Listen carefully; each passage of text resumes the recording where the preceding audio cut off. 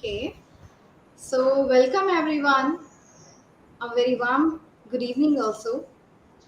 I'm Huma Sufyan. I'm a counseling psychologist, cognitive hypnotic coach, also community manager at Career Naksha and Counselor Council of India.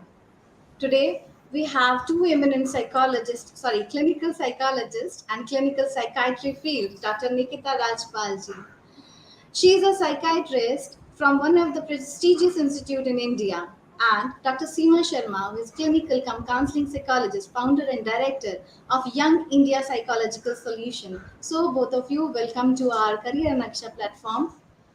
Today, we are going to Thank talk on you. Thank you. mental health and stigma. Mental health, universal human right. So, first of all, again, I would like to congratulate all of you. Mental health, universal human right. It's a World Mental Health Day today, 10th of October. So, Dr. Seema, Dr. Nikita ji, it's all your show. Welcome to Career Naksha platform. Okay, A thank you small so much. introduction about. Yes, ma'am. Thank you so much. So I'm Dr. Nikita. I'm a clinical psychiatrist. I run my private clinic in Janakpuri.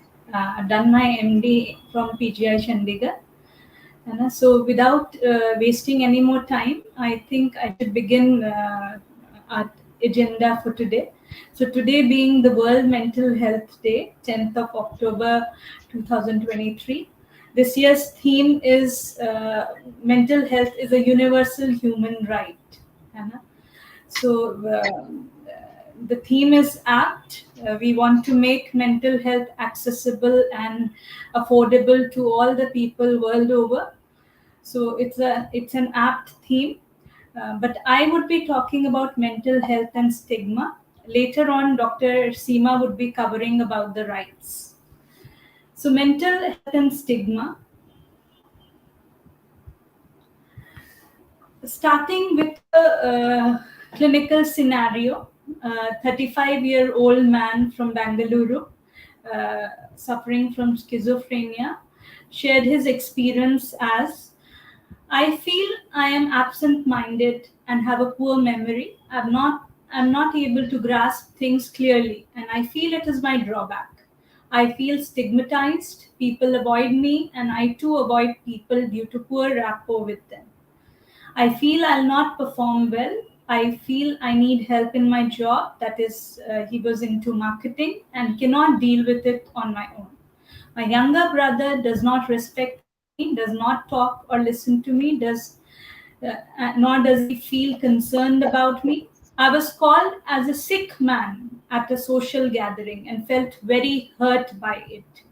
Others stigmatize people because it makes them feel big when compared to people being stigmatized. The best way to decrease stigma and discrimination by others is by having more rehabilitation centers, promoting more contact of patients who are well with those without the illness, more of love and compassion. So, this is from a person with lived experience himself who was suffering from a psychiatric illness. So, first, describing stigma. What stigma is, let's understand that. Stigma is when someone views you in a negative way because you have something different, some distinguishing characteristic or personal trait that's thought to be or actually is a disadvantage. In a way, a negative stereotype.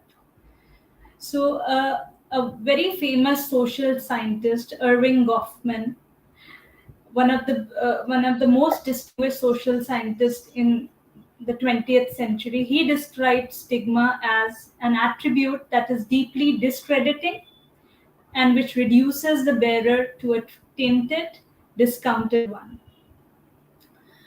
So discredited could be described in many ways. We can, divide them into three different groups. One, those with physical deformities. Second, those belonging to a particular race, nationality, or religious group. And finally, those with a faulty character, such as, those with mental illness, drug addiction, alcoholism, etc. Some common terms which are used in field of stigma. and discrimination of mentally ill person. Number one is stereotype. So if we describe stereotype in a simple way, these are socially accepted beliefs or notions about a group of people that are jointly agreed upon. I've given an example also here. Most people with mental illness are violent. A group of people who are agreeing upon this idea that most people with mental illness are violent. So this is a stereotype. Second, prejudice. Prejudice meaning conquering with the stereotype, agreeing with the stereotype, and then showing some emotional reaction to it, a strong emotion to it. For example, somebody coming up with a reaction that that's right. After somebody has said that most people with mental illness are violent, somebody coming up with an idea that's right. All mentally ill are violent, and I'm scared of them. So this is a prejudice. Third, discrimination. Discrimination meaning any behavior, action which are based on prejudice. Example, somebody saying that I'm not going to employ this person with mental illness because they are violent. Then self stigma. Self stigma meaning the sufferer himself, as in the person who is having mental illness, accepts with the stereotype. For example, he says, I am mentally ill and I guess I should be incompetent to work. He is accepting that he is incompetent to work. So this is self stigma. Perceived stigma. Perceived stigma is based on societal beliefs. It arises from society's belief. You know, if somebody is staying in a society with some belief, है ना, and somebody suffers from mental illness later, his or her belief arises from there. Labeling. Fixing a label for person with mental illness. For example, saying somebody who's having alcohol dependence as an alcoholic. We shouldn't be saying that. What are the consequences of stigma? We'll be discussing consequences of stigma in different spheres. The first one being family members. So family members of person with mental illness experience shame, embarrassment, uncertainty about illness, etc. Service and service providers. So those with mental illness receive far less medical care than those without mental illness. Also, if we see the different policies, there is poor funding towards mental health services and research. Law and justice system. Victims of the crime who are mentally ill don't receive much help. If somebody who has mental illness has committed a crime, they don't receive much help. Witnesses to a crime who are mentally ill are often viewed as incompetent. Their whatever statements they give, they are disregarded. They're considered incompetent when the witnesses who have mental illness, say something. Landlords and employers. If we if you go across literature, you see homelessness is pretty common in person with mental illness. Employment rates are also high. So when research is done in this area of stigma, there are some instruments used. I'll just introduce these instruments. I'm not going into the depth of it. Community attitude towards mental illness, CAMI, inventory of stigmatizing experiences, explanatory model interview catalog, AMIC, stigma questionnaire, discrimination and stigma scale. Now let's talk about the most important thing, the most important part of my presentation today is how to combat stigma, how to deal with stigma, or how to address stigma, or how to get, reduce stigma. So in 1999, Corrigan and Penn, they suggested 3 methods to reduce stigma. Number 1, contact. Here, by contact, he meant more interaction of person with mental illness with the public, meaning those more interaction with those without mental illness. Education, replacing misconceptions, superstitions, and false assumptions about mental illness with adequate facts based on scientific research rather than myths. Protest, challenge stigmatizing attitudes about mental illness. Don't just accept them just like that. We should protest them. One of the ways to protect human rights of individuals with mental illness and ward off the associated stigma and discrimination is through advocacy.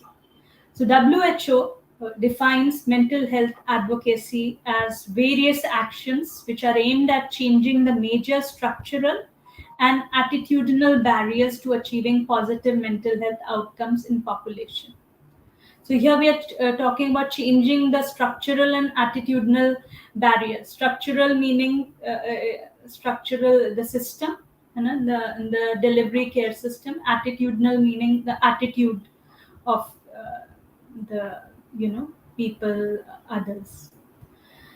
So here we need to understand who are the stakeholders, who are the people who play a major these are people who can play a major role in reducing stigma. So the first stakeholder would be the service providers or the services. So these people who are the service providers or the they should develop services in community. They should try integrating the primary care services and mental health care, both should be integrated. They should provide adequate psychotropic drugs all over.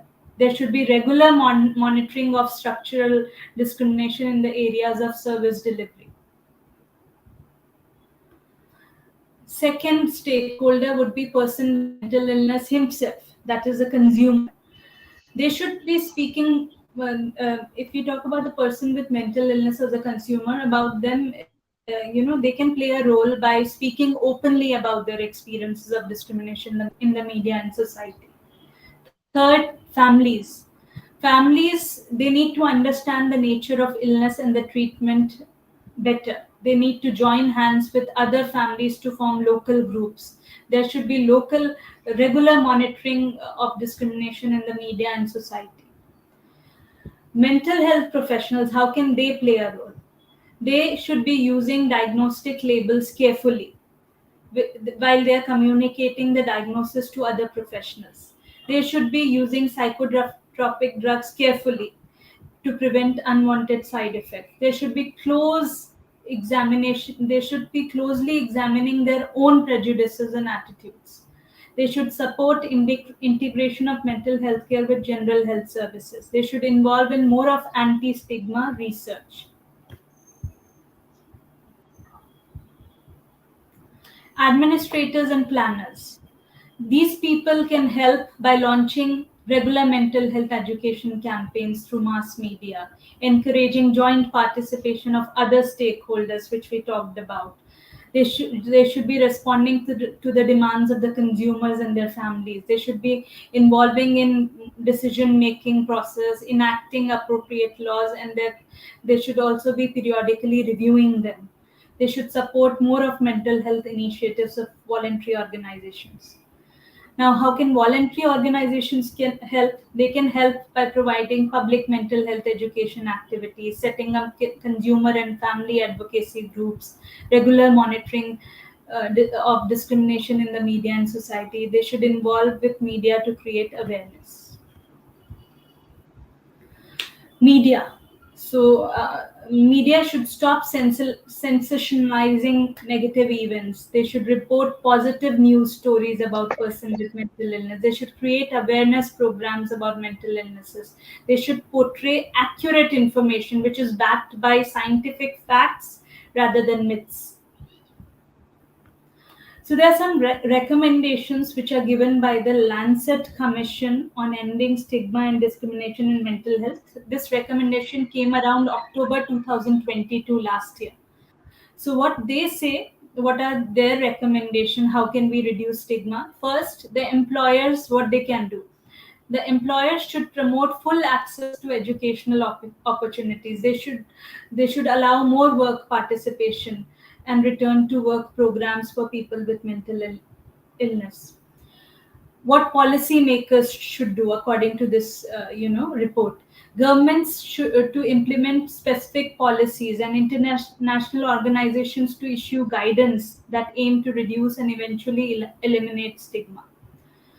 Now, this third point, very, very important. People with lived experience of mental illness, health condition means who themselves suffer from mental illness should be central to all these actions and be empowered and supported to play active role in stigma reduction efforts.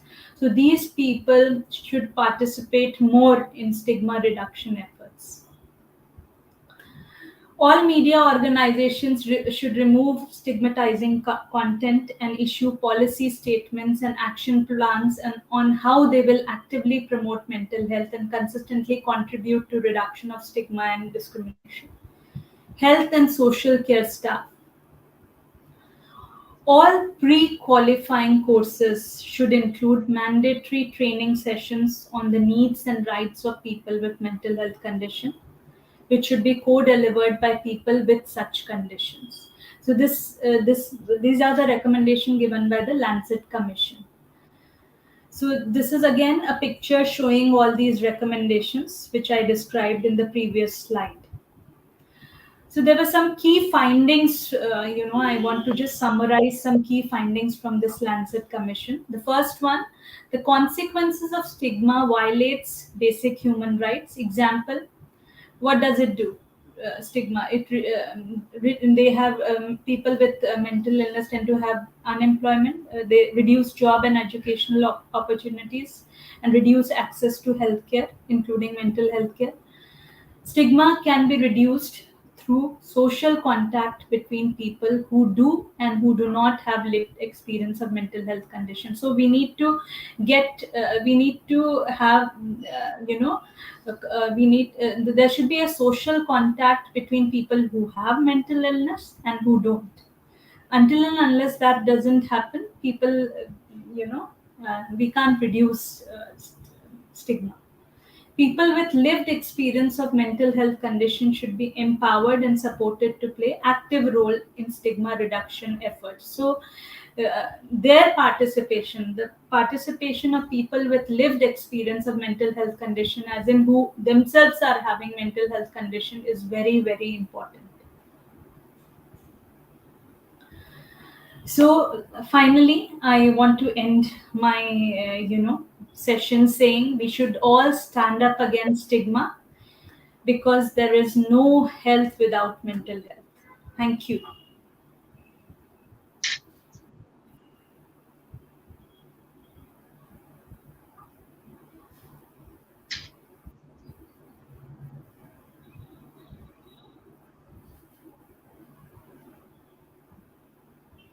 Good evening, everyone.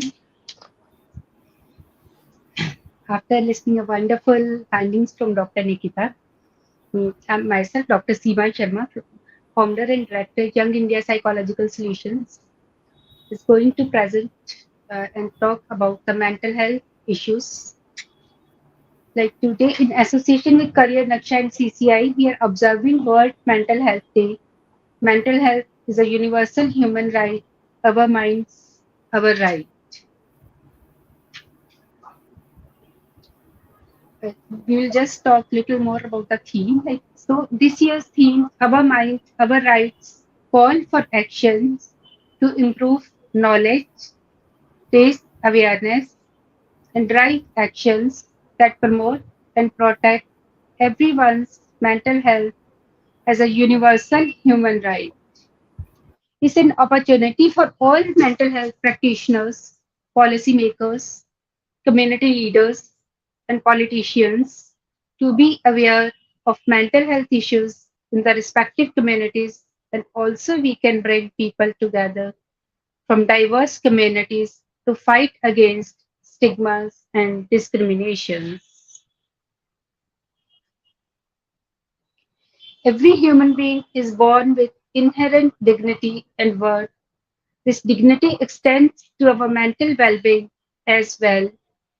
It means that each person has a right to be treated with respect without discrimination, including in matters related to mental health issues. It's not only the concern that we should talk about or we should think about what our government is doing, what the agencies are doing for us. Uh, like we should start these things from our very own families. Few days ago, a patient she visited my clinic. She was a young girl, and I have quoted what she said in few lines. I would like to share those lines with you. She that child is born out of IVF. So how these things are making her life. I'll share those few lines with you. That girl said like, किसको बताऊं क्या बताऊं मेरे पास words नहीं है और वो अच्छी फीलिंग्स कहाँ से लाऊं जो मेरे मम्मी पापा सुनना चाहते हैं चाहे भी क्यों ना इतना पैसा खर्च किया है आज तक मेरे ऊपर प्राइवेट स्कूल की फीस बस ट्यूशन बस उन्होंने आज तक मेरे बारे में ही तो सोचा है मैं एक बहुत ही प्रीशियस चाइल्ड हूँ उनके लिए आईवीएफ से पैदा जो हुई हूँ मैं बहुत स्पेशल हूँ अपने पेरेंट्स के लिए इसलिए मुझे स्कूल में ऐरा गैरा बच्चों से दोस्ती नहीं करनी है हर किसी से फोन पे बात नहीं करनी है स्पोर्ट्स में पार्टिसिपेट नहीं करना है धूप में जाकर मैं पिघल जाऊंगी ऐसा मेरे पेरेंट्स सोचते हैं मेरे बारे में क्योंकि मैं एक प्रीशियस चाइल्ड हूँ आईवीएफ से पैदा हुई हूँ अब कुछ भी पढ़ो आगे बढ़ो हम कुछ नहीं चाहते बस डॉक्टर बनकर दिखा दो तो दिल खुश हो जाएगा कभी कभी ये कहते हैं वरना तुम कुछ और भी कर सकती हो मैं कैसे बताऊं उनको मैं रात रात भर रोती हूँ जब वो घर पर नहीं होते मैं अपनी बॉडी पे कट मार्क्स लगाती हूँ अकेले रहने को मन करता है किसी से बात नहीं करती अभी इतनी छोटी हूँ क्या डॉक्टर क्या इंजीनियर क्या टीचर ये सब कैसे बनते हैं मैं नहीं जानती हूँ बस इतना जानती हूँ कि मुझको अच्छे से पढ़ना है मैं मरना नहीं चाहती जीना चाहती हूँ आगे बढ़ना चाहती हूँ मैं क्योंकि मैं एक प्रीशियस चाइल्ड हूँ अपने माँ बाप के लिए उनको ये बता भी नहीं सकती हूँ लाइक हियर इस बच्चे की इन बातों में बहुत कुछ ऐसी चीजें छुपी हुई हैं जो कि हमारे mental health rights our mind our rights को बहुत अच्छे से हम देख पा रहे हैं how like people in the families which is the core unit of society the children they are unable to talk about what they are feeling they are unable to discuss what they want to be how they want to lead their life sometimes the helicopter parents they just say like these things we have done this for you we have done that for you that thing I think just uh, violating the human rights and one should be very much aware about this thing what they are saying it might be for the betterment of the child but how the child would perceive they should also think about these things then, unfortunately, people with mental health conditions around the world experience a wide range of human rights violation. This was also an example of human rights violation. Having a mental health condition should never be a reason to deprive a person of their human rights or to exclude them from decisions about their own health. Just because someone is suffering from mental illness, you can't discriminate, stigmatize, and outcast from the society, community, or from the family.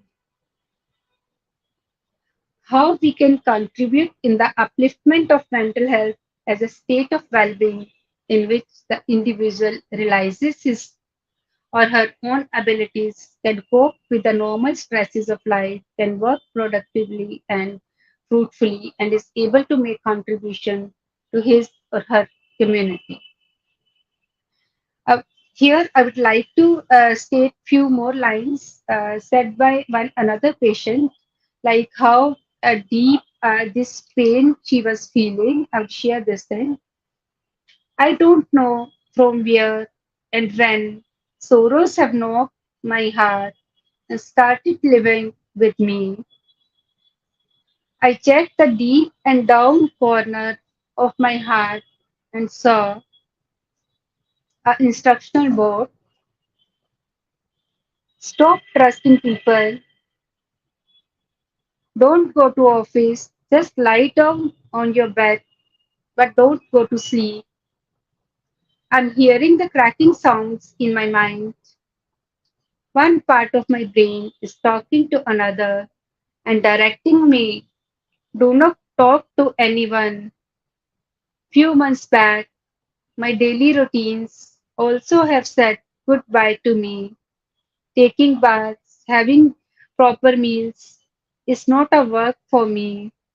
Living alone has become a life for me. I don't know what power is taking my courage and digging me deep into the sea of sorrows. I want to fly, I want to touch the sky, but don't know how. Please help me, help me, help me. It's not a story of a one patient. Many patients they visit our clinics with the same problems, and the more than this, the fear of being judgmental, that others will judge them. For all those persons who are in this condition, and all the uh, practitioners, all the helpers, we must take strong steps to take them out from this web. The first thing, make people aware that they can lead a happy life. Is their right, leading a happy life and healthy life. You are not alone in this world, suffering, struggling, trying hard to meet both the ends of your life. Under all circumstances, you can be happy. When you feel happy, the reward system of your brain becomes active. Dopamine, a neurotransmitter produced by the small region of brain that is hypothalamus, gears up all your energies and enhances your potential by many folds. Serotonin is another neurotransmitter produced when you feel satisfied or important. This hormone helps to regulate sleep, appetite, and mood.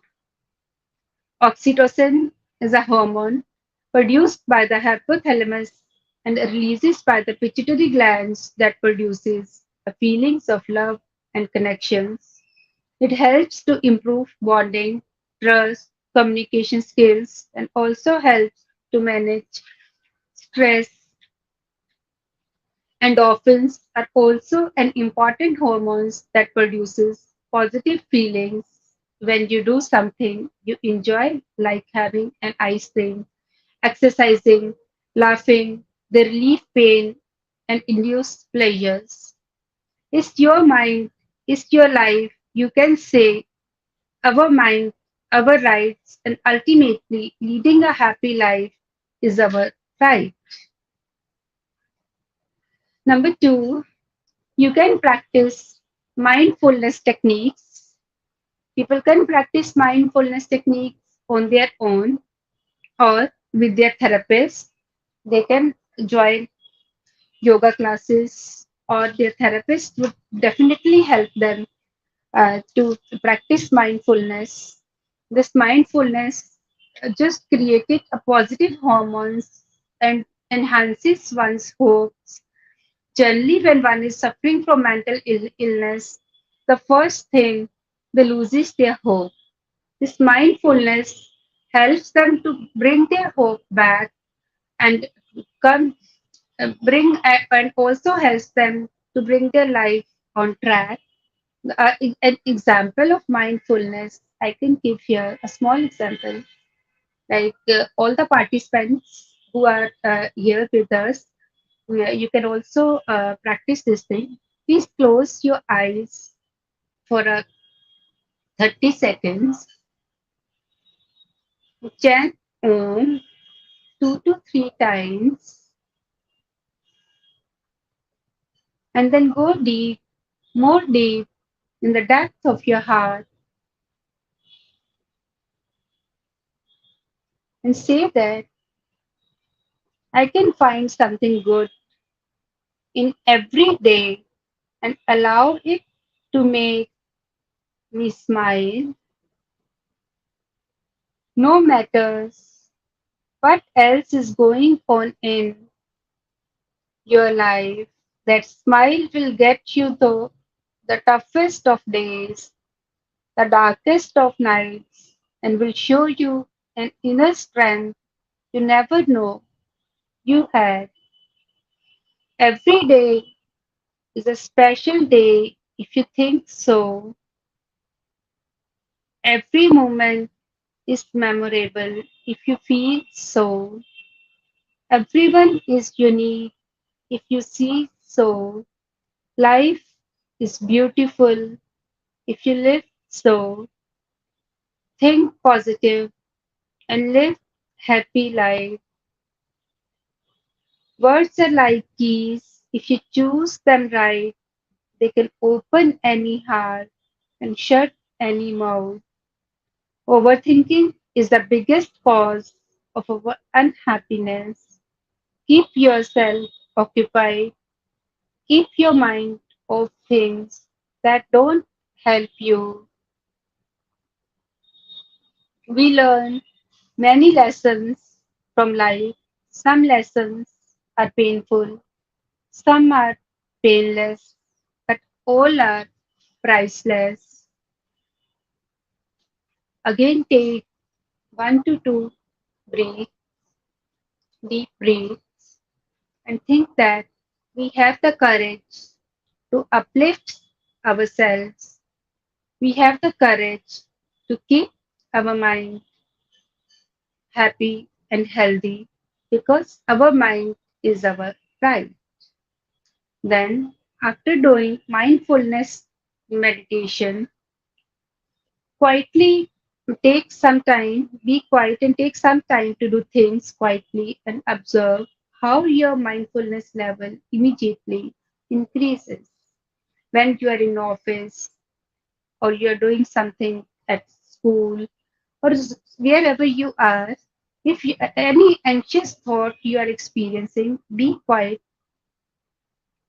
Then the second thing you do, take deep breaths is the biggest blessing of your life.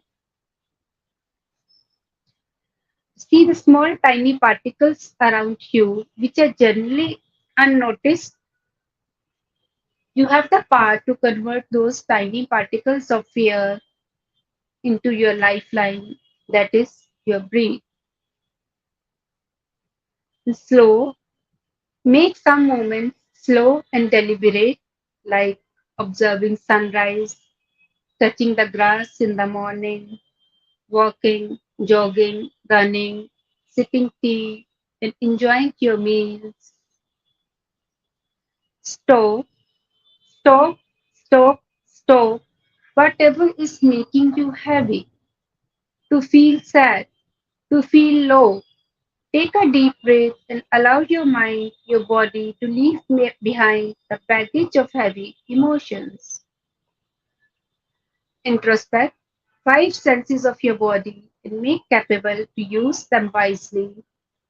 The five senses, think about what good you can see around you, what good you can hear about you, what good you can feel around you, what good you can touch around you.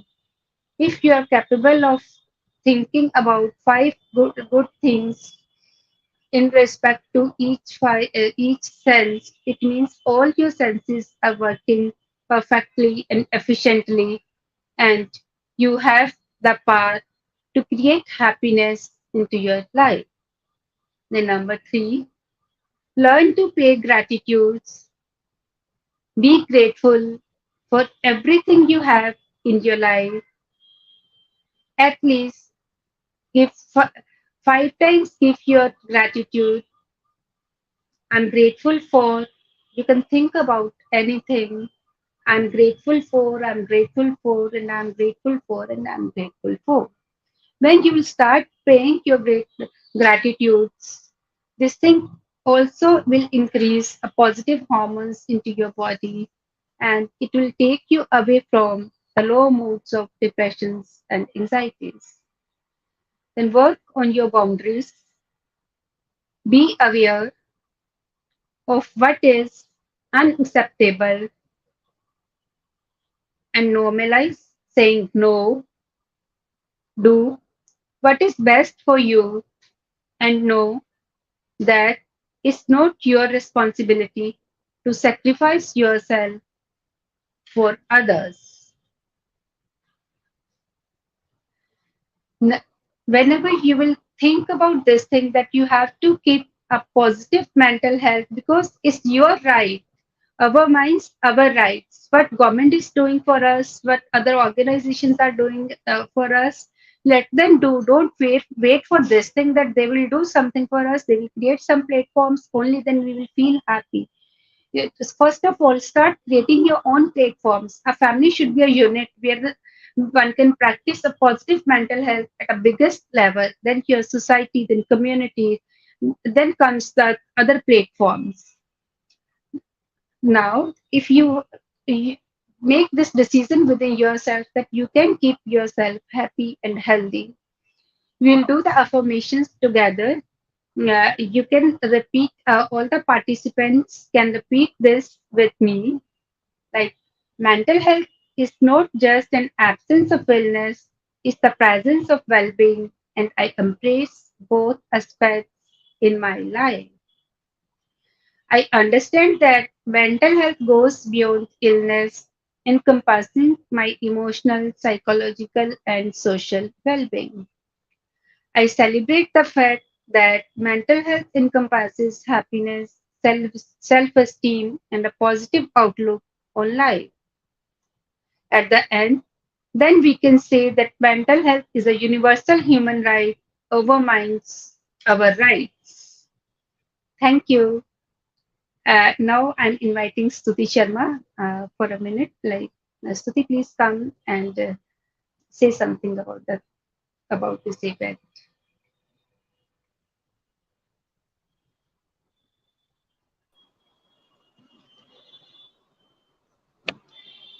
Hello everyone. Thank you, Dr. Nikita and Dr. Seema, for such a wonderful session. Now, I will talk about why mental health is a universal human right. Uh, Universal human rights are the cornerstone of just and equitable society. Among these universal human rights is the right to mental health and well being. This right asserts that every person the inherited right to enjoy the highest possible standard of mental health free from discrimination, stigmatization, and neglect. It acknowledges that mental health is not a privilege but a fundamental aspect of human dignity. Mental health is not just the absence of mental illness, but it encompasses emotional, psychological, and social well being. It affects how we think, feel, and act. It shapes our ability to handle strength, relate to others, and make choices. In essence, mental health is a vital component of our overall health and quality of life. So, mental health is not about just illnesses, it is also about our mental health, it is about our well being, our self care, our level of self actualization, how we are feeling, how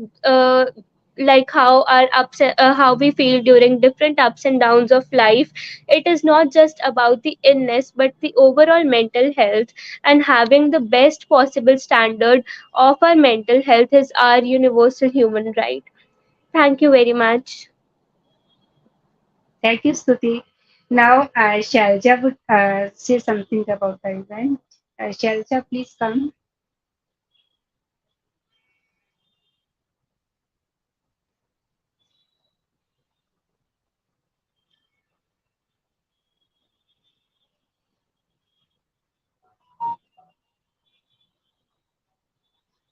Shelja, are you in?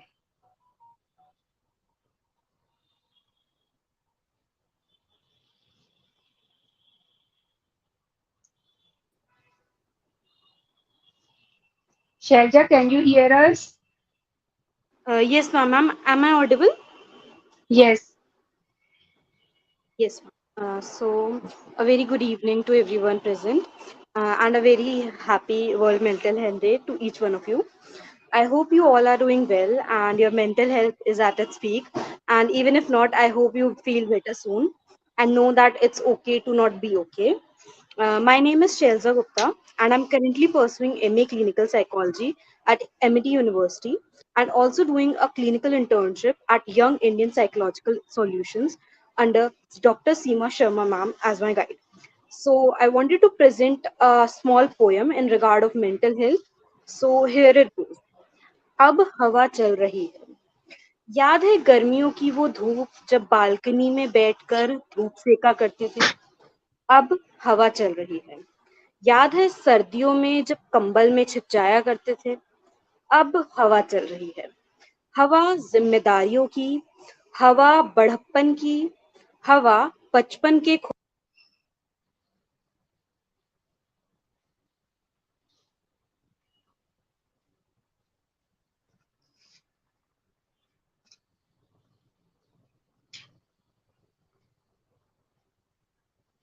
Shelja, you are not audible. Am I not audible? बीच में cut गया था आपका Okay, okay. हवा Okay, so जिम्मेदारियों की उसके बाद हवा जिम्मेदारियों की, हवा बढ़प्पन की, हवा बचपन के खो जाने की. अब हवा चल रही है. कभी ज्यादा सोच लेते हैं तो कभी सोच ही नहीं पाते हैं. Thinking too much and sometimes not being able to think at all. The most vital and major issue in today's world. But being able to understand this concept and being able to help people handle this and flourish in their life is a blessing. And thinking about it, as Stuti said, that it is a universal truth, and mental health is basically not a luxury and should not be treated as a luxury, but it is a right. Basically, if we are trying to say that a person who has any disorder or disability, the only person that has a disorder or a disability has the.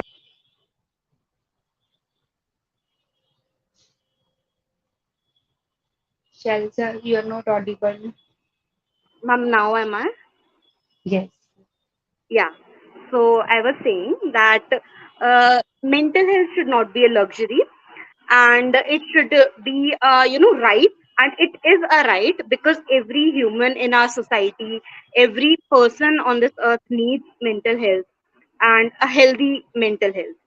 So, with this, at last, I would like to say that I am grateful that I am a part of this field and that will be helping people in finding a positive direction to their life.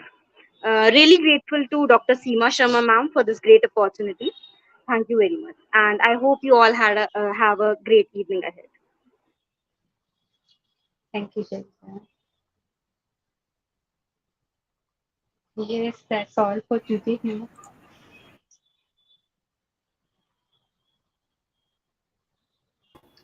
Mike is. Mike,